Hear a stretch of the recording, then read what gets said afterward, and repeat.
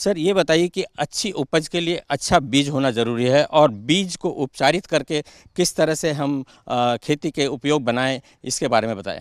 Sir, अगर किसी फसल का अच्छा उत्पादन लेना है तो सबसे पहले तो फसल उत्तम बीज हमारे पास होना चाहिए जी।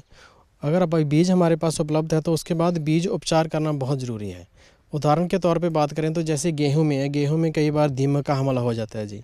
उसमें एक बीमारी भी आती है जिसमें गेहूं का जो सिट्टा होता है, जब फसल पकती है तो उसका सिट्टा बिल्कुल काले रंग का हो जाता है, उसमें ब्लैक काला पाउडर बन जाता है जी।